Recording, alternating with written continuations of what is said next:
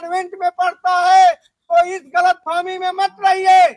जिस दिन यह सरकारी स्कूल बंद कर दिए जाएंगे, उस दिन प्राइवेट स्कूल जो आज 500 1000 रुपये लेकर पढ़ाते हैं, कल 5000 रुपये फीस लेंगे और इस देश के 80% आबादी के लोगों की हैसियत नहीं होगी कि अपने बच्चों को कक्षा 1 में पढ़ा पाए। साथियों, यह उत्तर प्रदेश की सरकार इस देश के परिषदीय ग्रामीण विद्यालयों को बंद कर रही है। इसका सीधा मतलब है कि यह सरकार इस देश के गरीब, निर्धन, पिछड़े, आदिवासी, दलित समाज के बच्चों को शिक्षा से वंचित करने जा रही है।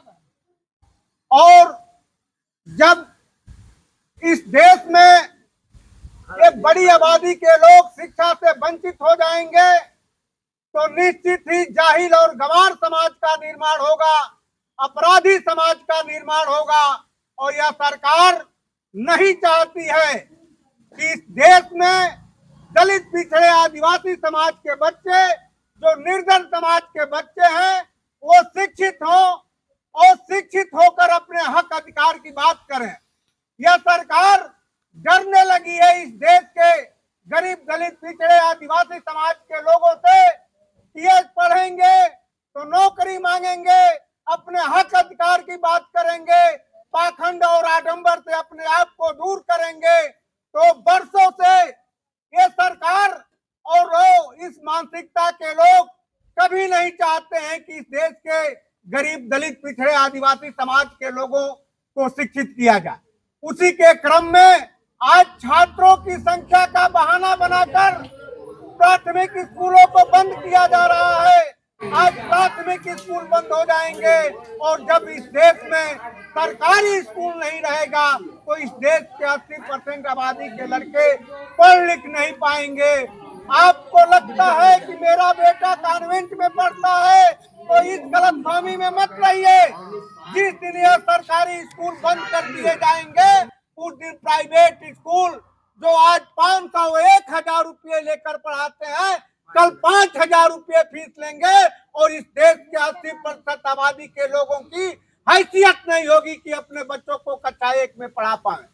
सबसे बड़ी लड़ाई है कि ये जो स्कूल बंद किए जा रहे हैं, इस स्कूलों को बचाने के लिए आपको सड़कों पर उतरना पड़ेगा।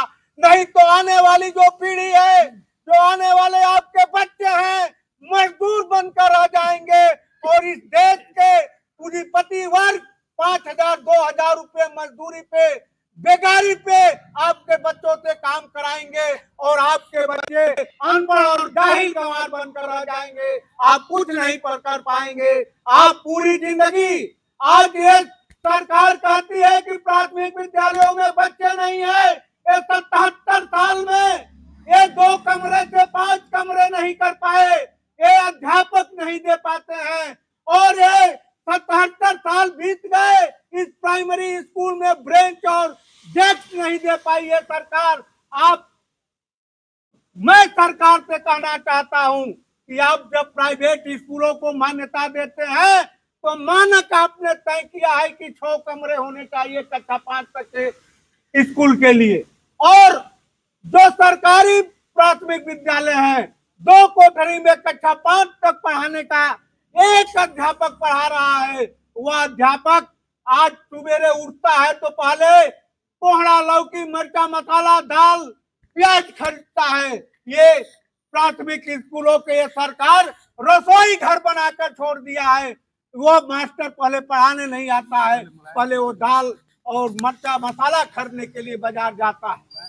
आज भी उत्तर प्रदेश में जिन प्राथमिक स्कूलों में 5 और 6 अध्यापक हैं, कमरे हैं, वहां आज भी 250, 300, 400 बच्चे पढ़ रहे हैं। ये सरकार बेईमानी की बात बतिया रही है। छात्र संख्या इनका बहाना है। इनका मूल मकसद इस देश के दलित, पिछड़े, आदिवासी और कमजोर तबके के लोगों के बच्चों को शिक्षा से वंचित करना है। ये पढ़ने लिखने देना नहीं चाहते हैं। उसी क्रम में आज ये ठाकुर गौरी का प्राथमिक विद्यालय बंद हो गया। ये ठाकुर गौरी के प्राथमिक विद्यालय को सरकार को वापस करना पड़ेगा। हम लोग इसकी लड़ाई लड़ने के लिए बैठे हुए हैं। इसकी लड़ाई यहाँ से लेकर और सत्ता के गलियारों तक लड़ेंगे कि ये मेरा स्कूल चालू होना चाहिए। हम ये बर्दाश्त नहीं करेंगे। इस देश का बहुजन समाज बर्दाश्त नहीं करेगा कि आप एक भी स्कूल बंद करें। शिक्षा के अधिकार का कानून बना हुआ है, जिस कानून में इस बात की संकल्पना की गई है कि इस देश का एक भी बच्चा शिक्षा से वंचित नहीं होना चाहिए। और ये सरकार इन प्राथमिक स्कूलों को, जो प्राइमरी स्कूल हैं, इन स्कूलों को बंद करके इस देश के बड़े आबादी के लोगों को शिक्षा से वंचित करने जा रही है। यह बहुत ही गंभीर सवाल है, बहुत ही गंभीर सवाल है और बहुत ही गंभीर परिस्थितियां पैदा करने जा रही।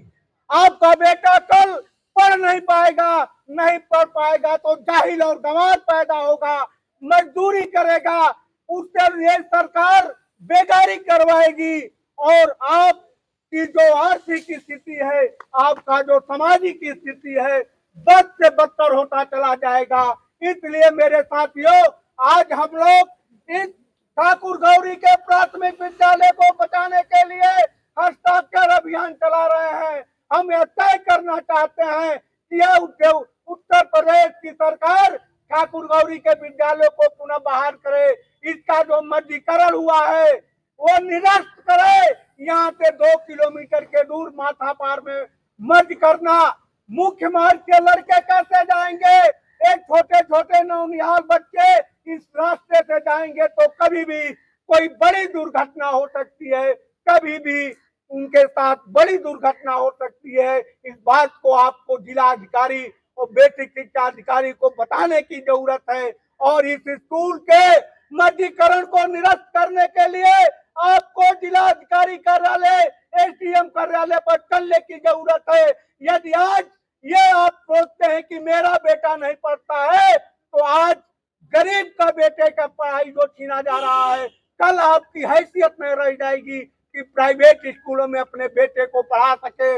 इतने सर्वाधिक आबादी वाले देश में यह संभव नहीं है कि सभी के बच्चे प्राइवेट स्कूलों में पढ़ सके।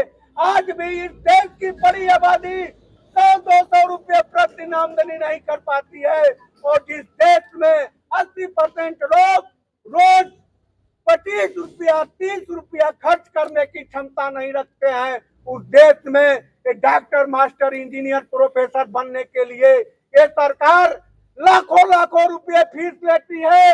आप ये तय करिए, ये जानिए कि जब तक इस देश में सरकारी विद्यालय नहीं होंगे, सरकारी हॉस्पिटल नहीं होगा, तो इस देश के गरीब, दलित, पिछड़े समाज के बच्चों को न शिक्षा मिलेगी, न चिकित्सा मिलेगी। इसलिए मेरे साथियों, इस विद्यालय को बचाने के लिए लड़ना पड़ेगा और आप लड़िए, सड़कों पर उतरिए, अपनी आवाज सत्ता के गलियारे में बैठे हुए लोगों को सुनाइए, अधिकारियों को सुनाइए और इस क्षेत्र की जो जनप्रतिनिधि हैं उनके दरवाजे पर जाइए, अपने विद्यालय को बचाने के लिए अपनी बात को रखिए। इसी साथ मेरे साथियों, हम आज ये हस्ताक्षर अभियान चला रहे हैं। ये हस्ताक्षर अभियान हम शासन प्रशासन तक हम प्रयास कर रहे हैं कि गांव के सैकड़ों लोग इस पे दस्तखत करें कि हम इस बात को जाकर कह सकें कि गांव के लोगों ने अपने विद्यालय को के मर्जीकरण को निरस्त करने के लिए हस्ताक्षर किया है। यदि आप इनकी आवाज को नहीं सुनेंगे तो ये गांव के लोग सत्ता के गलियारे में आपके दरवाजे पर आकर बैठेंगे। ये तमाम सवाल है। ये शिक्षा के, ये सरकारी शिक्षा बचाने की लड़ाई है। ये सरकारी शिक्षा जब बचेगा तभी इस देश के गरीब, दलित, पिछड़े, आदिवासी समाज के बच्चे पढ़ पाएंगे, अन्यथा पढ़ नहीं पाएंगे और आपके बच्चे गंवार हो जाएंगे, अनपढ़ रह जाएंगे, जाहिल हो जाएंगे और जब अनपढ़ और गंवार हो जाएंगे, जाहिल हो जाएंगे तो पाखंडों, कर्मकांडों में ढुक जाएंगे और उनको लगता है कि जो है मेरे साथियों, इस लड़ाई को लड़ने की जरूरत है।